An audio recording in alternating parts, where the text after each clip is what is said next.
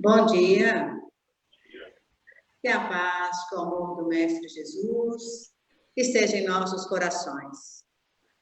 É muito bom estarmos aqui novamente reunidos e hoje ainda com um convidado muito especial, que há muito tempo gostaríamos de tê-lo trazido aqui na nossa casa, mas veio a pandemia e nós trouxemos ele, então, na telinha. É o nosso querido irmão Simão Pedro, um grande trabalhador, divulgador, como ele diz, pau para toda obra, na Casa do Caminho, onde ele trabalha na cidade de Patrocínio. E é assim com os nossos corações, muito felizes, por Deus nos dar a condição que mesmo diante desse momento onde somos solicitados a ficarmos, né, mais separados, mas nos dá a bênção da tecnologia, onde amigos de longe, mesmo não estando presencialmente pertinho de nós, mas podem estar em nossos corações e nós podemos ouvir a sua voz e também aproveitar o conhecimento, o estudo que esses nossos irmãos vêm trabalhando ao longo do caminho. E antes de recebermos o nosso querido Simão Pedro, nós vamos aproveitando essa oportunidade para agradecer a Jesus, nosso mestre amado, agradecer aos mentores da Casa Espírita, sob a coordenação do senhor Eurício Persanu, que nos vela, que nos protege, que direcionam os nossos trabalhos nessa casa. Então, nós pedimos a todos que nos recolhamos por um segundo, deixando que as nossas mentes possam se acalmar, possam se pacificar, e que os nossos corações possam abrir-se para o entendimento, para o que iremos ouvir aqui nesta manhã tão feliz. E roguemos a Jesus, Pai de eterno amor, Mestre amado Jesus, aqui estamos reunidos, Senhor, em comum, querendo mais uma vez dar continuidade ao aprendizado do Teu Evangelho de amor. E nesta manhã, Jesus, felizes, porque teremos aqui juntinho de nós um companheiro que também caminha na mesma estrada. E queremos te rogar, Jesus, que nos abençoe, que abençoe esse nosso irmão, inspirando para a sua fala, mas que os nossos corações, Jesus, estejam com terreno fértil, para que a semente do ensinamento possa encontrar ali a fertilidade para produzir bons frutos. E assim, Mestre, agradecidos por esta oportunidade, pelo Teu amor e pelo Teu carinho, nós te rogamos a permissão para darmos continuidade à nossa reunião desta manhã. Que assim seja, Senhor. Fique conosco. Nós vamos, então, receber, envolvendo com os nossos corações, com muito amor, o nosso querido Simão Pedro. Bom dia a todos, bom dia a todas. É uma alegria estar aqui com vocês, né? Mesmo que virtualmente. Para mim é uma alegria muito grande ter sido convidado pela Dice para estar aqui com vocês e, né, conversarmos um pouco. Nos foi proposto que conversássemos sobre um assunto, eu não chamaria de tema, um assunto sobre provações, sobre testemunhos, sobre nossa conduta, o nosso viver, por assim dizer, aqui na Terra.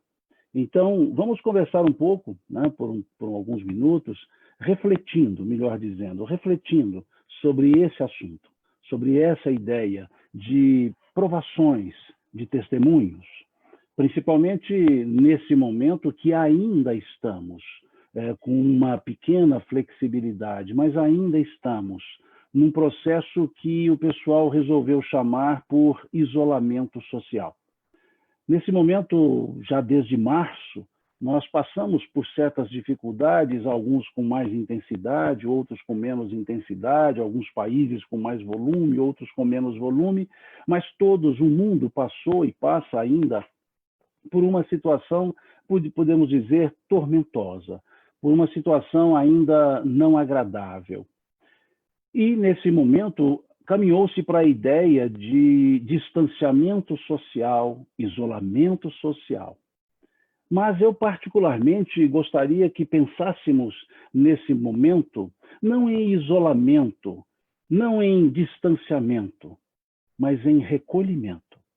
Talvez, em vez de chamarmos isolamento social, possamos chamar de recolhimento pessoal. É um momento que nós fomos convidados a refletir um pouco mais sobre as nossas ações, as nossas condutas. Não foi um evento localizado, foi um evento mundial.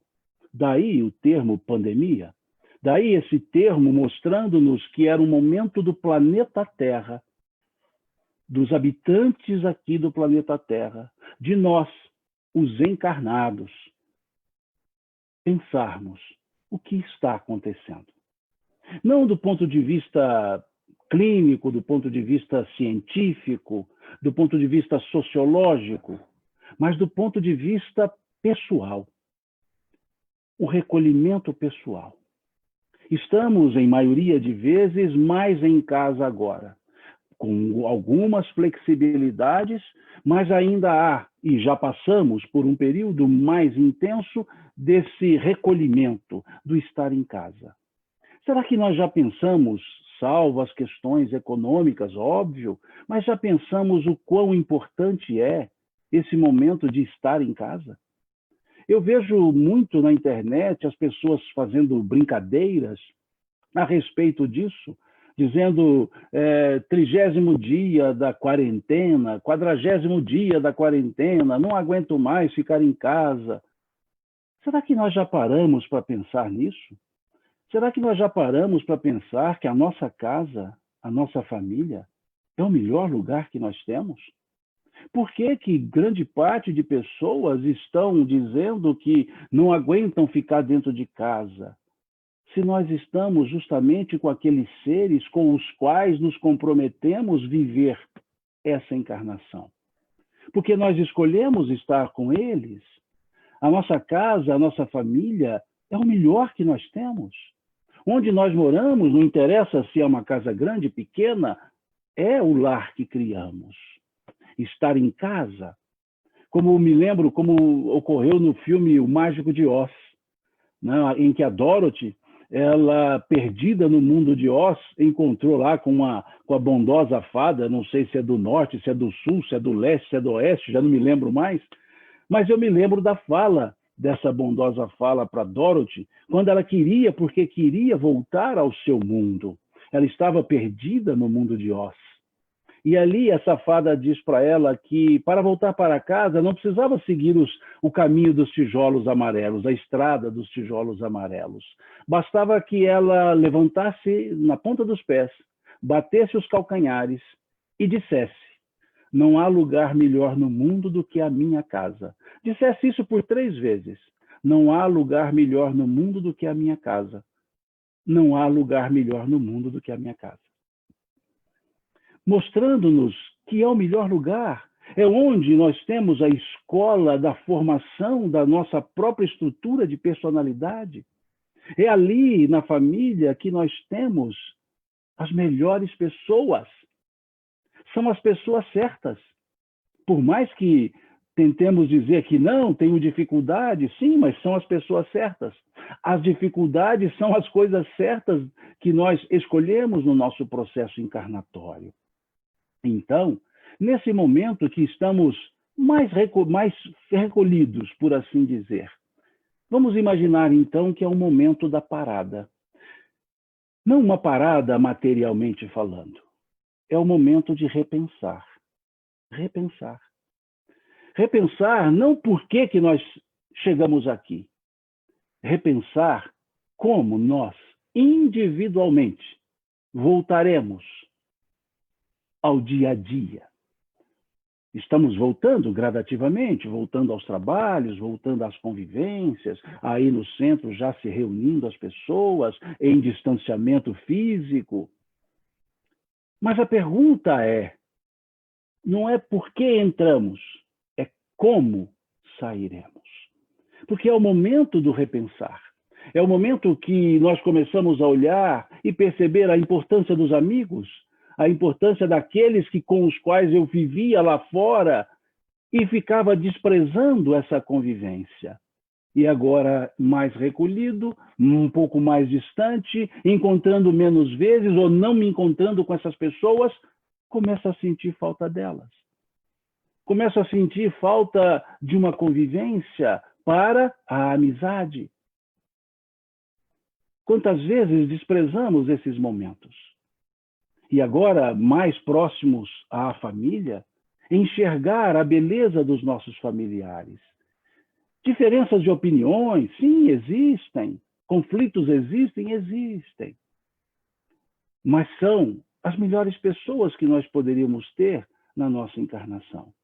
Então, esse momento convidativo, eu diria coercitivo, né, imposto, um momento em que houve uma imposição para que nós ficássemos mais próximos do familiar, é repensar nossa conduta. E, ao mesmo tempo, em que houve esse distanciamento físico, nós criamos tantas proximidades virtuais. Agora, por exemplo, eu aqui na minha casa, no Brasil, em Patrocínio, nesse cantinho do Triângulo Mineiro, nesse cantinho do Alto Paranaíba, e vocês em Boston e outras pessoas em diversos lugares, separados fisicamente, mas juntos. Estamos juntos, embora não estejamos perto. Leonardo da Vinci, ele disse certa vez, para estar junto, não precisa estar perto, mas do lado de dentro. Olha que interessante essa frase de Da Vinci. Para estar junto, não precisa estar perto, mas do lado de dentro. O que é do lado de dentro? Com os mesmos sentimentos. Sentindo as mesmas coisas no sentido de olhar para a vida, olhar para as pessoas, gostar das pessoas.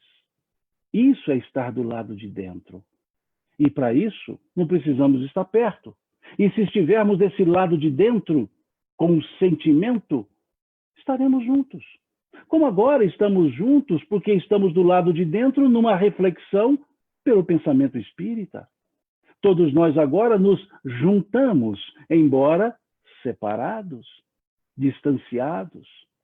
Então, esse distanciamento social não significa o esfriar dos sentimentos. Não. Não significa um momento de desespero. Não. Um momento de cuidado, sim, mas um momento de reflexão. Essas situações adversas acontecem e têm uma finalidade.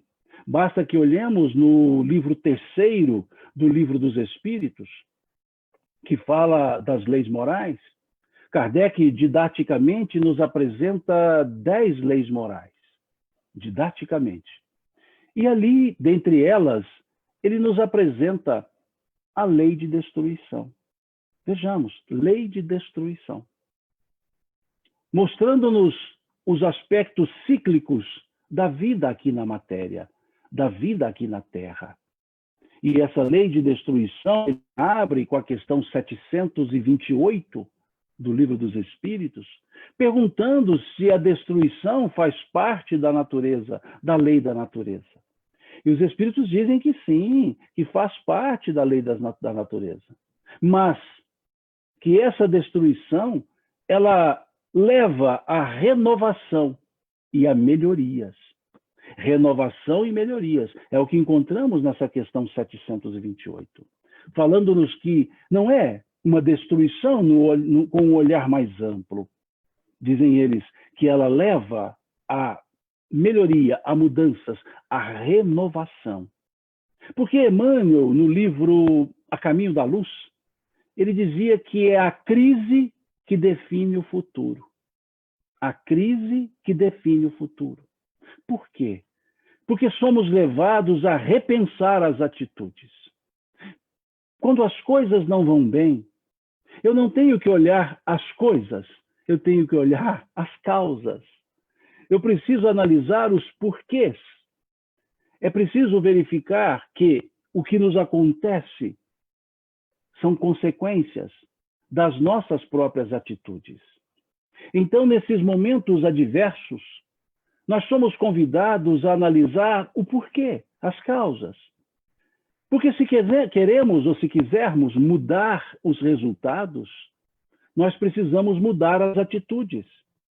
Se continuarmos com as mesmas atitudes, continuaremos com os mesmos resultados. Porque atitudes iguais levam a resultados iguais.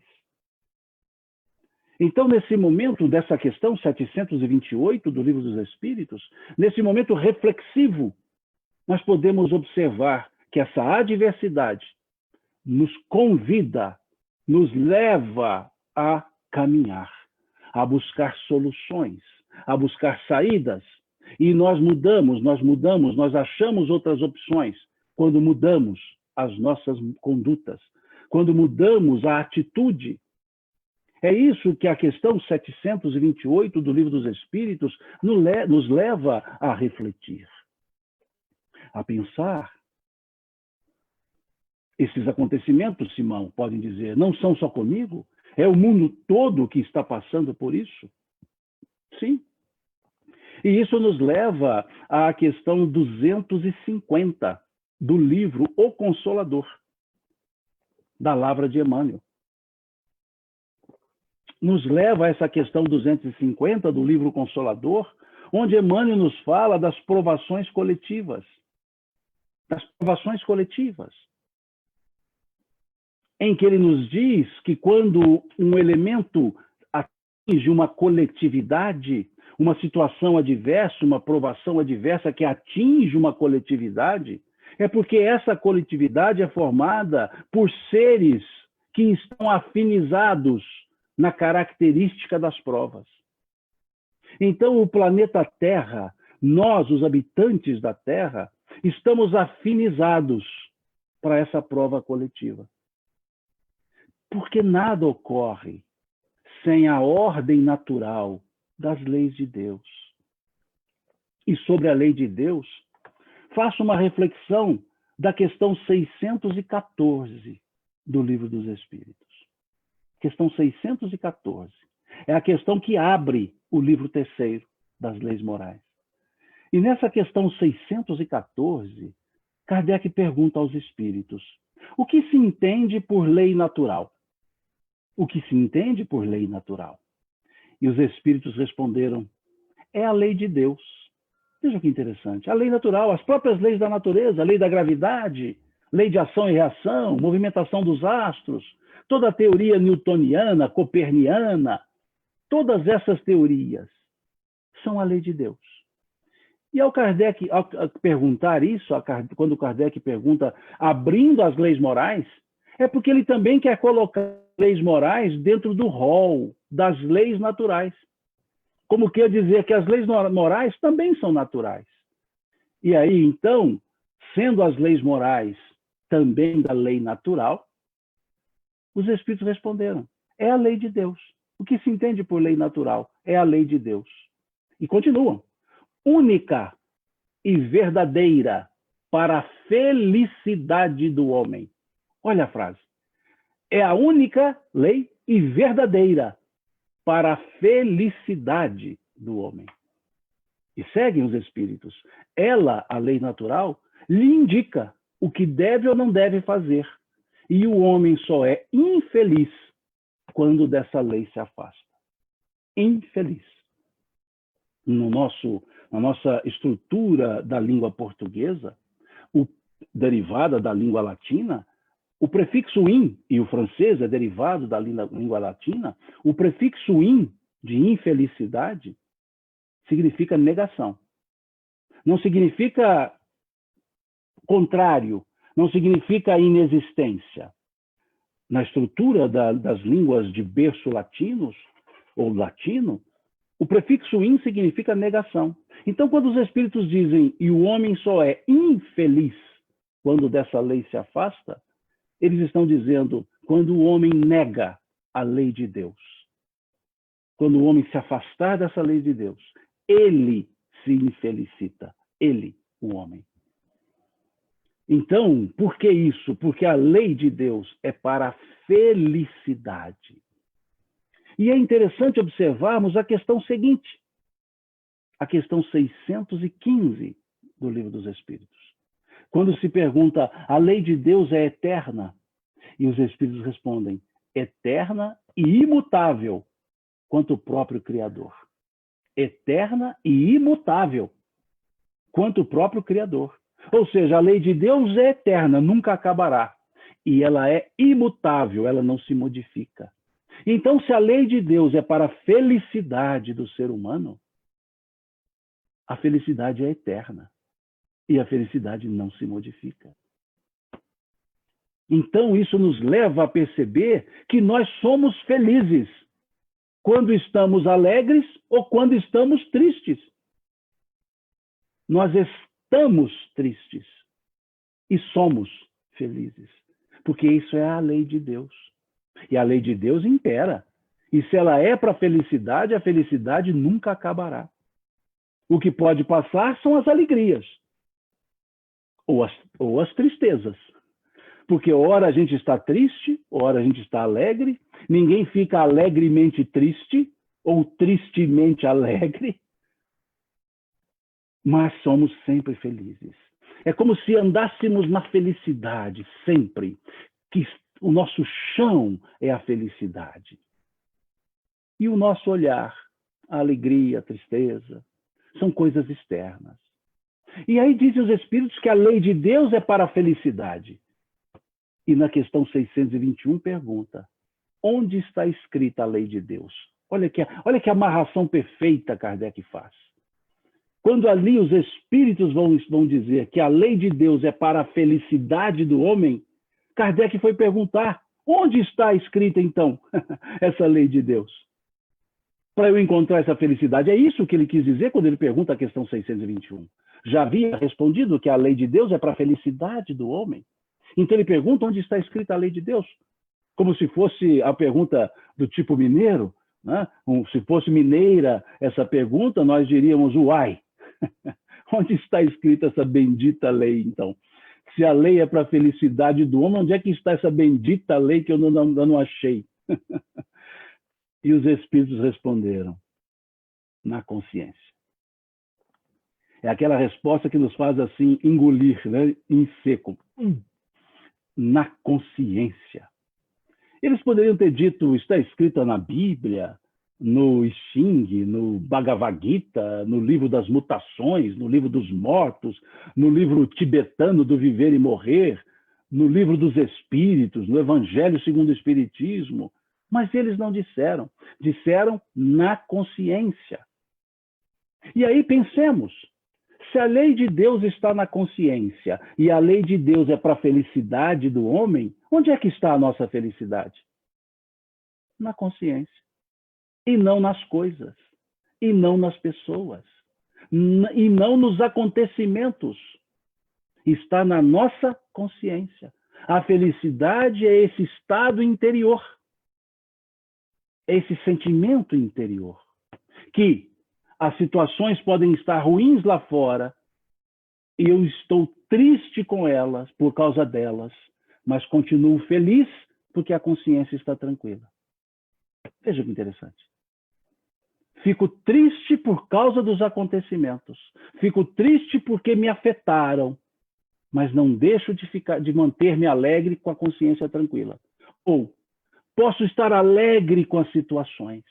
Tudo está funcionando perfeitamente e com isso eu estou alegre. Mas infeliz porque a consciência está culpada, a consciência está pesada. É isso que os Espíritos estão dizendo. Por isso é que nós dizemos que a felicidade é atônica. Felicidade não se acaba. Nem contrário a palavra tem, porque quando dizemos tristeza, tristeza não é contrário de felicidade. Tristeza é contrário de alegria.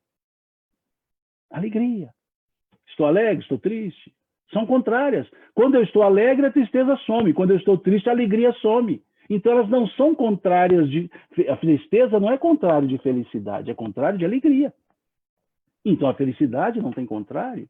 Ah, mas aí a infelicidade que os espíritos disseram lá na questão 614. Negação da felicidade. Ela continua existindo e eu negando. Eu nego que ela existe, mas ela continua existindo. Então, a felicidade não tem contrário. E se não tem contrário, ela nunca acaba. E os espíritos disseram na questão 615 que ela é eterna e imutável, porque é da lei de Deus. Então, ela não acaba. Se a felicidade não acaba, nós somos felizes sempre. Consciência. Ou infelizes pela consciência. E aí façamos um outro raciocínio. A palavra vida. Qual é o contrário da palavra vida? Morte? Não. Morte não é contrário de vida. Morte é contrário de nascimento. Nascimento, morte. Nascer, morrer. Em outras palavras, vida não acaba. Porque não tem contrário. E nem negação. E em vida. Não tem nem negação. Morte é contrário de nascimento. Nascer, morrer. E vida não tem contrário. Então a vida nunca acaba. A vida é perene. A vida é eterna. E se a vida nunca se acaba e a felicidade nunca se acaba, a felicidade é a tônica da vida. Viver é ser feliz. As duas não acabam. Então as duas estão sempre juntas. Viver, Deus nos criou. Não o viver no sentido de existir, de estar encarnados. Vida no sentido mais pleno da palavra, mais forte da palavra. Como Jesus foi nos dizer, capítulo 10, versículo 10 do Evangelho de João. Eu vim para que todos tenham vida e a tenham em abundância. E a tenham em abundância. O que é ter a vida em abundância? É perceber a sua imortalidade, perceber que nós somos imortais, que a vida não se acaba. Porque muitas vezes nós confundimos vida com encarnação. Encarnação é uma etapa da minha vida. Nós, todos nós, só temos uma vida. Só uma vida. O que nós temos são várias reencarnações. Mas as reencarnações são parte da minha vida. Eu não tenho outra vida, outra vida, outra vida. Eu tenho outras oportunidades. Eu tenho outras reencarnações. Mas sempre na mesma vida, desde que Deus me criou. Que eu não tenho a mínima ideia de quando foi. Desde que Deus me criou, sou eu que continuo existindo. Nesse momento, eu me chamo Simão. Em outra encarnação, me chamei sei lá o quê. Se foi Pedro, se foi José, se foi Maria, não sei. Noutra encarnação, eu tinha outro nome.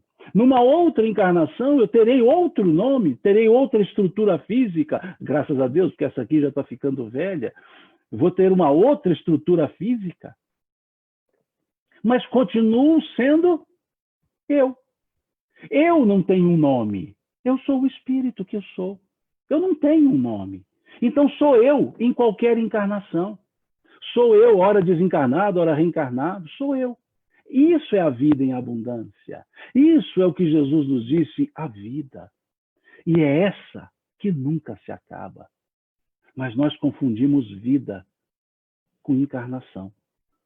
Embora, teoricamente, digamos que a vida é imortal, nós achamos que a vida começa no berço e termina no túmulo.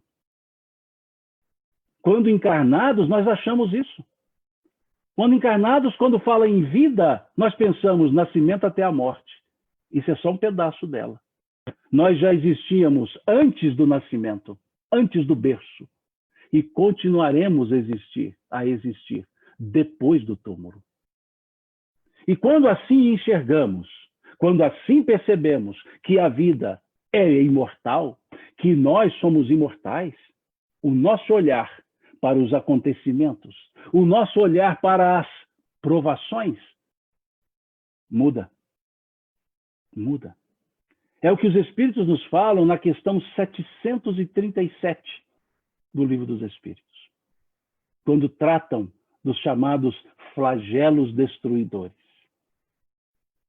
E nessa questão, a primeira coisa que os Espíritos fazem, porque Kardec pergunta qual a finalidade dos flagelos destruidores com os quais Deus castiga a humanidade. Olha a lógica da pergunta, castiga, porque essa é a ideia. Mas aí os Espíritos, antes de explicarem, a primeira coisa que eles fazem é corrigir a pergunta. E dizer que a gente chama de flagelo porque a gente só olha com os olhos da matéria. Que a gente só olha o efeito material que ela traz. Que nós precisamos olhar com olhos do Espírito, com olhos da imortalidade. E aí veremos que não são flagelos. Que são acontecimentos naturais que nos levam a progredir mais depressa, dizem os Espíritos, na resposta dessa questão 737. A progredir mais depressa quando olhamos com olhos espirituais. Vemos a morte como se fosse a aniquilação. E esquecemos que nós não morremos. O que existe, nós não morremos. O que existe é a morte física. Questão 68 do Livro dos Espíritos. O que é a morte? Cessação dos órgãos físicos. Mas nós continuamos a existir. Então, pelo prisma, pelo olhar espiritual, foi desencarnação. Voltamos para o mundo espiritual. Num processo de provas. De provas. Por que num processo de provas e, nesse caso, coletivas? Basta que olhemos a questão 258 do Livro dos Espíritos. O que nós temos nessa questão 258? A escolha das provas. É a questão que abre o tópico, o chamado escolha das provas. E nessa questão 258, Kardec pergunta aos espíritos, o espírito, quando no estado errante, tem noção do que lhe acontecerá na nova vida corpórea? E eles respondem, sim, pois vós mesmos escolhestes o gênero de provas. Nós escolhemos. Antes de encarnar, nós estamos lá no mundo espiritual e aí os prepostos de Deus vão conversar conosco, entre aspas, negociar um pouco conosco, dizendo, olha, sua situação é assim, você vai nascer, acho que é interessante esse tipo de prova. Eu vou dizer, mas eu não sei se eu tenho força para isso, me dá uma ajudazinha aqui, maneira a prova de cá, não, me dá essa outra oportunidade. E ali nós chegamos a um consenso e escolhemos o gênero de provas. Não escolhemos os detalhes, não. Nós escolhemos o gênero. Gênero, convivência familiar. Gênero, debilitação da saúde. Qual doença? Isso é detalhe depois da encarnação. O gênero é a debilitação. O gênero, passar por provas coletivas como essa pelas quais passamos. Isso é gênero. Os detalhes não, é a questão 259. Quando se pergunta, Kardec pergunta, então, considerando que o espírito escolhe o seu gênero de provas, ele pergunta, tudo que nos acontece na vida material, na vida corpórea, foi por nós escolhido? E os espíritos dizem, não, tudo não é a palavra. Escolhestes o gênero. O gênero. Os detalhes são frutos do vosso livre-arbítrio quando encarnado. É o que nos leva intuitivamente a nos encontrar com certas pessoas, a estarmos em certos lugares nas horas certas. Porque nós dizemos quando estamos num lugar e acontece uma situação adversa, a gente diz, nossa, eu não deveria ter vindo aqui. Mas é um intuitivo das nossas provas escolhidas, aquele momento que nós escolhemos, que está na nossa memória subliminar, como nos fala Leon Denis, naquele momento nós somos intuídos a ir para aquele lugar. Por uma questão pura e simples, uma vontade. E ao contrário, uns que estavam naquele lugar são intuídos a sair, porque não fazia parte das provas. Eles não escolheram esse gênero. Isso explica porque um estava entrando no avião, resolveu ir embora, o outro aproveitou que ele foi embora e pegou a passagem dele e entrou. E o avião caiu. Cada um está no lugar certo, com as pessoas certas, no momento certo, para agir da maneira certa. Aí é que nós nos complicamos algumas vezes. Não agimos da maneira certa. Ante as diversidades, reclamamos, lamentamos, culpamos a Deus, como se Deus fosse o responsável pelas nossas desditas, pelas nossas dificuldades. E dizemos, oh Deus, por que o Senhor faz isso comigo? Em outras palavras, por que o Senhor não faz isso com os outros? Egoísmo nosso. Pedimos prestação de contas para Deus. Como quer dizer, Deus, preste conta para comigo. Isso é não agir da maneira correta. Falta-nos a resignação.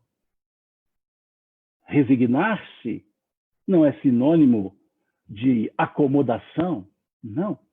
Resignação é aquela sensação de que, percebendo que não está bem e que precisamos sair da situação, mas está certo. Como dizia Dona Joana de Ângeles, nem tudo está bem, mas tudo está certo. Olha que interessante. Nem tudo está bem, mas tudo está certo. Porque está nas mãos de Deus, está nas leis de Deus. E uma delas, ou uma das manifestações da lei de Deus, causa e efeito, ação e reação. O que nos acontece agora são reações das escolhas que fizemos, dos atos que praticamos. Ato bom, reação boa. Ato ruim, reação ruim. Então, nada mais são esses acontecimentos, essas provações, consequências das nossas atitudes, das nossas escolhas. Escolhas ao praticar um ato ou não praticá-lo. E se assim é, e é, consequência, não é culpa de Deus.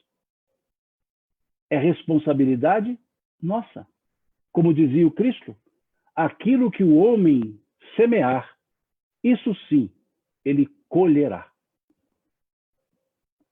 Então, nesse momento encarnados, estamos colhendo o que semeamos, mas também estamos semeando o que vamos colher. Por isso, Jesus dizer várias vezes, como ele disse ao homem da mão mirrada, à mulher adúltera, vá e não tornes a pecar. Em outras palavras, você já está colhendo o que você semeou. Mude a sua semeadura a partir daqui. Isso são provas. Provas nada mais são do que aqueles momentos nos quais nós somos chamados a agir e a agir de maneira correta. Eu assistia a um filme já faz tempo, lá no mês de março, eu assisti a um filme, se eu não me engano, o nome do filme, um filme americano até, o nome do filme era Deus Não Está Morto, ou algo assim, eu não me recordo agora. Deus Não Está Morto, 2, eu sei que era o 2, deve ter tido um primeiro e o 2. E lá era uma história de uma jovem muito religiosa, com uma fé muito forte, orava, e ela passou por dificuldades e começou a passar por muitas dificuldades. E dificuldades para as quais ela não encontrava explicação. E ela orava. E num determinado momento, numa das cenas, ela vai conversar com o avô dela. E era um homem já mais idoso, seus 80 anos, uma pessoa mais ponderada, mais entendida das coisas. E ela foi dizer para o avô assim, vô, eu não sei o que está acontecendo. Quando tudo estava bem na minha vida, eu orava com a mesma fé que eu oro agora. E eu fechava os olhos e podia sentir que Jesus estava do meu lado. Eu orava, vô, e se eu estendesse a mão, eu tinha certeza que eu encostaria em Jesus. De tão próximo que eu sentia ele ali, sentado do meu lado. Eu até ficava com medo de tirar as mãos, de abrir as mãos, porque se eu mexesse, eu encostaria nele. Mas agora, avô, que eu estou passando por essa dificuldade. Eu oro com a mesma fé, mas Jesus parece que está tão longe. Eu abro os braços e mexo e não encosto nele. Nesse momento que eu mais preciso, ele parece estar longe. E aí o avô olhou, ouviu, sorriu e disse assim para a neta: minha neta, o professor sempre está distante e calado no momento que o aluno faz a prova. Ele ensina durante as aulas, mas na hora da prova é só o aluno que vai demonstrar se sabe. E no momento da prova, o professor sempre ficará calado e ficará mais distante. É essa a ideia das provas. Nós somos ensinados todos os dias. Nós refletimos, nós buscamos, nós compreendemos. E tem um momento que esse professor, o Cristo, está só esperando a gente entregar a prova respondida. Ele ensinou. E acreditou que nós aprendemos. E só está dando a prova. Para ele, não. Porque ele já sabe. É para nós mesmos.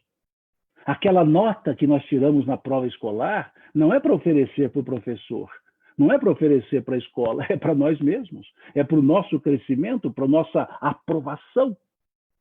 Então, as provas são escolhidas por nós. No mundo espiritual, questão 258, escolhemos para vivenciá-las aqui na Terra como uma forma de superação e crescimento. Mas é preciso olhá-las com esse olhar.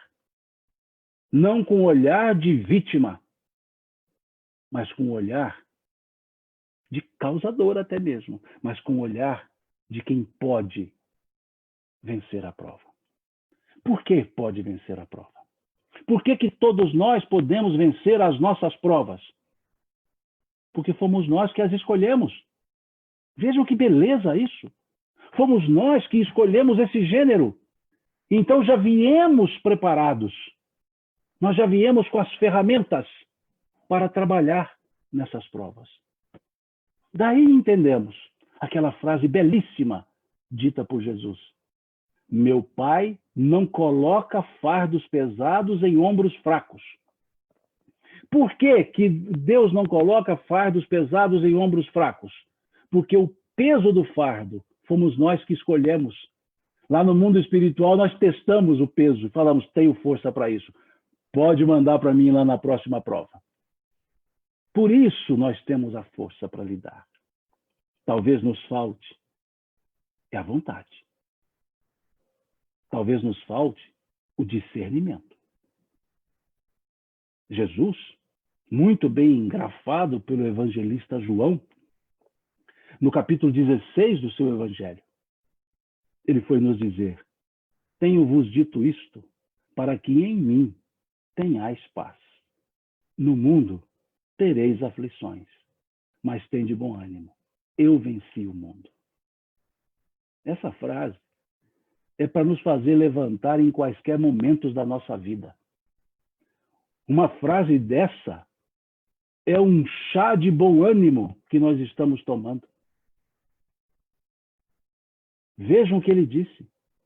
Tenho-vos dito isto, ou seja, tudo que ele nos ensinou, para que em mim, nele, tenhais paz. Pois, diz ele, no mundo tereis aflições, mas tende bom ânimo. Eu venci o mundo, disse ele. Em outras palavras, o que ele nos ensinou vence quaisquer adversidades. Mas desde que tenhamos aprendido. Tenho-vos dito isto, para que em mim tenhais paz. No mundo tereis aflições, mas tende bom ânimo. Eu venci o mundo. Ânimo. Uma palavra que vem do latim, animus, que significa alma. Alma. É como nos dizendo Jesus, coloque essa alma para fora, ou seja, coloque-se para fora, eu mesmo sou a alma, eu mesmo sou o espírito, que eu me coloque para fora. Posso até não conseguir resolver as situações, mas posso me resolver ante as situações. Porque o que eu busco é a força para lidar. Deus não virá para resolver os problemas. Ele me dará as forças para eu resolver os problemas. Eu me resolver primeiro, para resolver os problemas depois. Numa linguagem da música brasileira, sambista, levanta, sacode a poeira, dá a volta por cima. Dizia a letra, onde eu caí, qualquer um caía, mas dar a volta que eu dei, quero ver quem dava, dizia ele.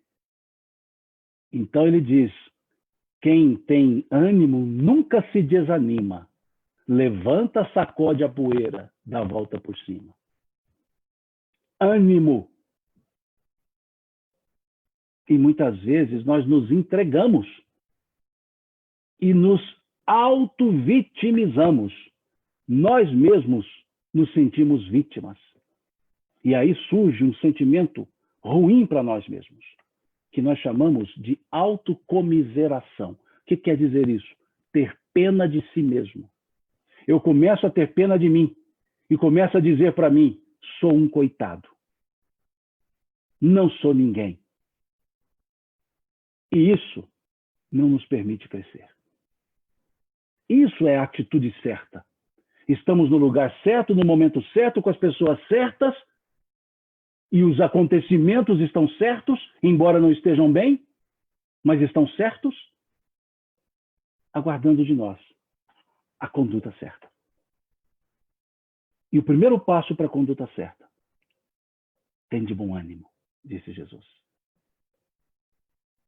Deixemos de lamentar e comecemos a buscar soluções, buscar saídas. O primeiro passo, renovando o nosso sentimento. Isso é que são os testemunhos. Testemunho não é sofrimento. Testemunho é conduta. Testemunho é como eu ajo. Então nós damos testemunhos não para os outros. Nós damos testemunhos para nós mesmos. Da forma que nós agimos, da forma que nós pensamos. É isso que é o nosso processo aqui na Terra. E um outro detalhe. Ninguém está na Terra para sofrer. Não. Muitos dizem, a Terra é um vale de lágrimas. É para aqueles que querem chorar, porque não precisamos chorar. Muitos dizem que aqui é o sofrimento. Reencarnação é punição. Não, não é. Não é. Basta que olhemos a questão 132 do Livro dos Espíritos. O que nós temos nessa questão 132? Qual a finalidade da encarnação dos espíritos? Encarnação, não é reencarnação. Reencarnação é a 167. 132. Qual a finalidade da encarnação? Por que o espírito precisa encarnar? Por que nós não podemos viver como espírito ad eterno? Por que tem que ter esse negócio de entrar num corpo? No meu caso, bastante corpo até. Qual a finalidade disso? É isso que Kardec está perguntando. Que desvio de rota é esse? Nós somos seres espirituais. Por que temos que vir para a matéria? Qual a finalidade da encarnação dos espíritos? E os espíritos responderam. Deus vos impõe a encarnação com a finalidade de vos fazer progredir. Qual é a finalidade, então, de estarmos encarnados? Progresso. Então, por que dizer que é punição? Então, por que dizer que é para sofrimento? Não, é para progresso. E o sofrimento, como consequência dos nossos atos, nos leva a progredir se nós buscarmos solucionar e mudar as condutas. E a Terra é o local para mudar essas condutas. Porque é aqui que nós semeamos. E é aqui que nós colhemos e crescemos. Então a finalidade só tem, a encarnação só tem uma finalidade. Progresso. Simão, então o espírito não progride no mundo espiritual? Progride, lógico. É a questão 230 do Livro dos Espíritos. Os espíritos do estado errante, né, progridem os espíritos do estado errante, ou seja, na erraticidade. E os espíritos respondem: sim, sempre segundo a sua vontade. Mas eles não param a frase aí. Aí colocam uma conjunção adversativa, dizem assim: mas, olha que interessante, progridem sempre em função da sua vontade, mas somente o contato com a matéria lhe permite exercitar o conhecimento adquirido. Em outras palavras, tudo bem, você progride aqui em teoria, vai lá para a Terra e tenta praticar. É essa a ideia que eles dão na questão 230, ou seja, nos devolve para cá. Mas somente o contato com a matéria lhe permite exercitar esse conhecimento. É o que vemos no capítulo 4 do Evangelho segundo o Espiritismo, numa mensagem de São Luís, quando ele dizia que é por meio de uma ação material, vejam, é por meio de uma ação material que o espírito se edifica. Ação material, aqui na Terra. Então nós estamos aqui na Terra é porque nós merecemos estar. Porque nós somos 7 bilhões e alguma coisa, 7 bilhões e meio de pessoas reencarnadas na Terra. E a psicosfera terrestre, apenas para fins didáticos, chutando um número aqui, deve ter no mínimo 25 bilhões de espíritos. Se pegar os daqui, os que estão rodeando para poder vir para cá, 25 bilhões. Se nós estamos aqui e tem mais espírito lá de lá do que aqui, e estar aqui é para progredir, é porque nós merecemos estar aqui para progredir e eles ainda não. Então nós estamos aqui ocupando o espaço nosso ou tomando o espaço do outro que queria progredir. Olha a importância de estar encarnado. Tudo que aqui nos acontece tem a finalidade de nos levar para frente. Por isso Emmanuel dizer, é a crise que define o futuro. As provas. E os nossos testemunhos são as nossas atitudes durante as provas. E qual é o melhor nutriente, ou melhor que eu posso dizer, melhor ferramenta para lidar com essas provações? Qual a melhor ferramenta que nós temos? Uma palavra na língua portuguesa desse tamanhozinho, só 2 letras. Um monossílabo. Fé. Só isso. Essa é a ferramenta que nós temos. Fé. Gilberto Gil, ele canta assim: andar com fé eu vou, pois a fé não costuma falhar. Não, a fé não costuma falhar, a fé nunca falha. Mas o que é fé? E aí buscamos a definição que Emmanuel nos dá na questão 354 do livro Consolador. Ele diz: fé é guardar no coração a luminosa certeza em Deus, certeza que ultrapassa os limites das crenças religiosas. Olha a fala de Emmanuel. Questão 354 do livro Consolador. Ter fé é guardar no coração a luminosa certeza em Deus, certeza esta que ultrapassa os limites das crenças religiosas. Mostrando que a fé é uma ligação direta com Deus. A fé não advém de uma crença religiosa A, B ou C. A fé é o sentimento íntimo da criatura para com o Criador. É aquela certeza que a criancinha tem, de que começa a aprender a andar e olha a mãe ou o pai na frente, ela dá o passo sabendo que se escorregar o pai segura, a mãe segura. Fé.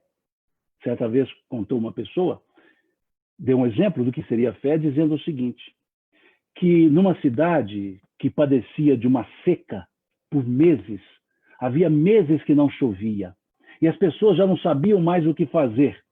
Então, resolveram se reunir na praça para, em oração, pedir a Deus que chovesse.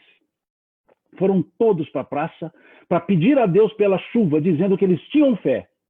Mas só um menino levou o guarda-chuva. Isso é que é fé. Foram todos rezar para chover, mas ninguém confiava que chovia, porque ninguém levou guarda-chuvas. E aquela criança que tinha fé levou o guarda-chuvas.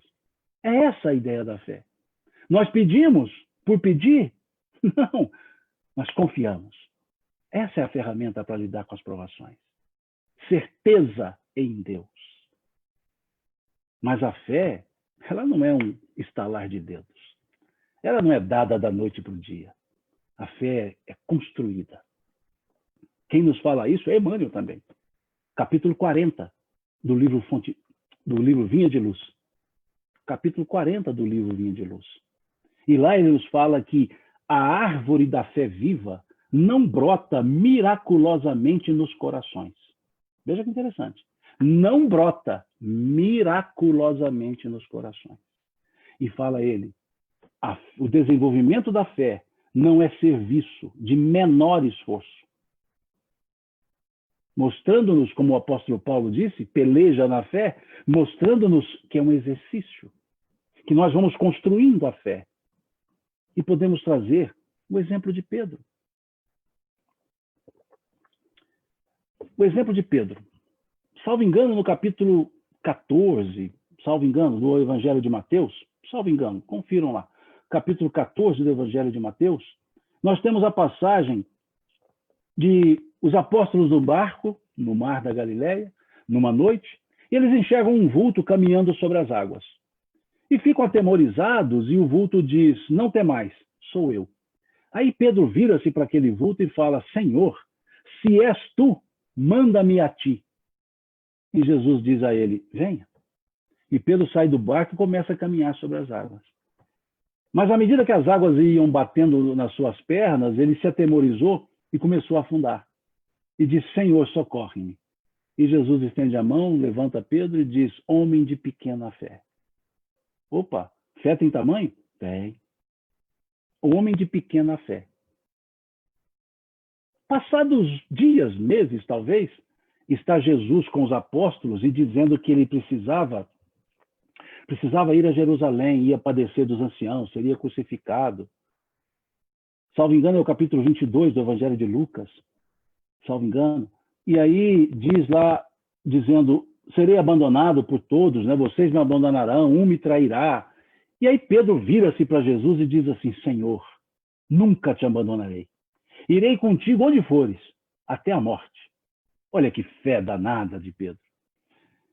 E aí Jesus vira-se para Pedro e diz, Pedro, Pedro, os espíritos das trevas querem fazer-te dobrar, como o vento dobra o trigo. Mas eu orei ao Pai, para que a tua fé não desfaleça. E te digo mais, hoje ainda, antes que o galo cante, negar-me-ás 3 vezes.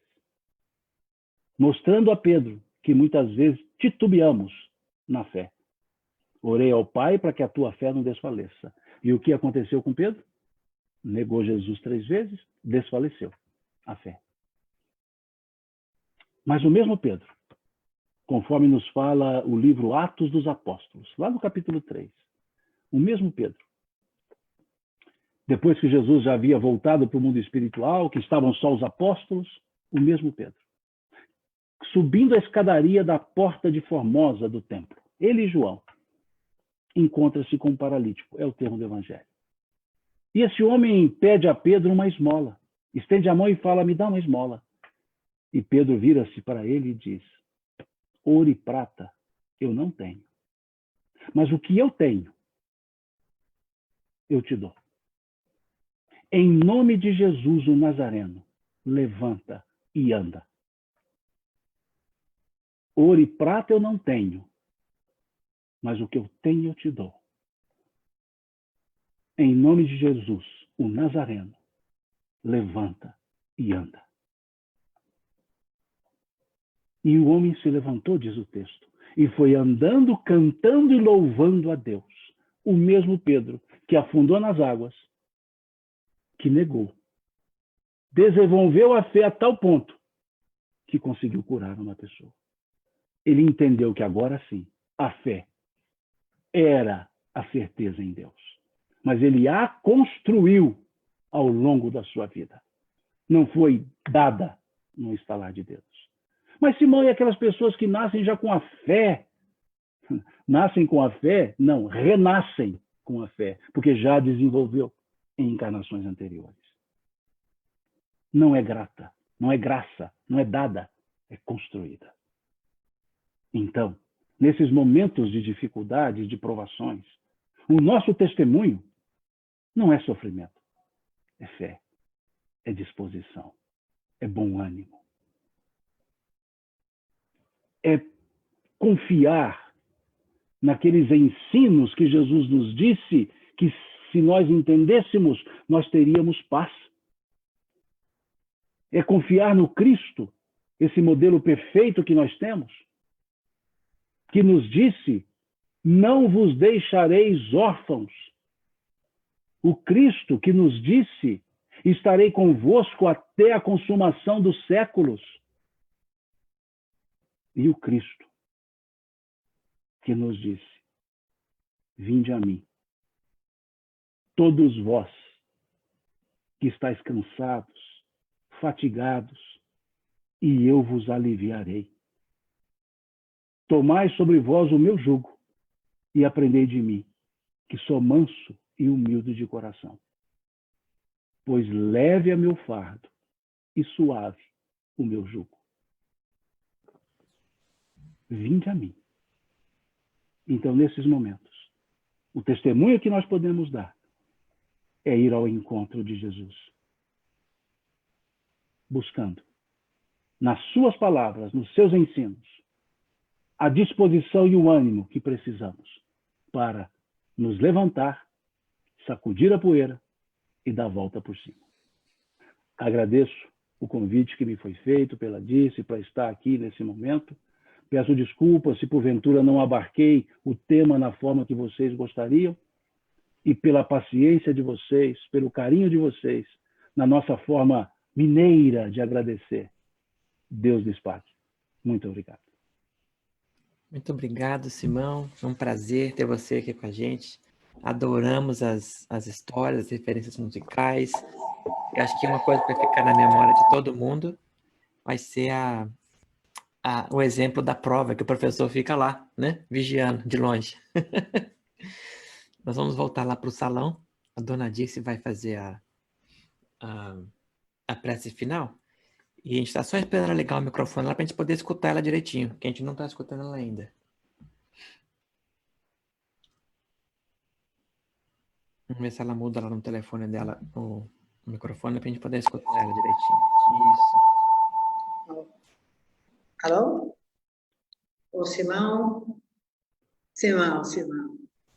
Nós queremos te agradecer imensamente, do fundo do nosso coração, por essa manhã que foi um banquete de conforto, de bom ânimo, de levanta a poeira, e sacode e sai andando novamente. O nosso muitíssimo obrigado. Somos imensamente agradecidos a você e que nós possamos tê-lo muito mais vezes. Pode ser, sim, online, mas se Deus quiser um dia que possamos tê-lo aqui conosco, aqui em Boston, e te abraçar pessoalmente. Mas enquanto não nos é permitido, que você possa estar conosco outras vezes. Nós te agradecemos e rogamos a Jesus. Continue te iluminando, fortalecendo nesse caminho e nesse dom da palavra que você traz com tanta fluidez. Nosso muito obrigado, que os bons espíritos te abracem em nosso nome. Fique com Deus e nós agradecemos mais uma vez. Muito obrigada.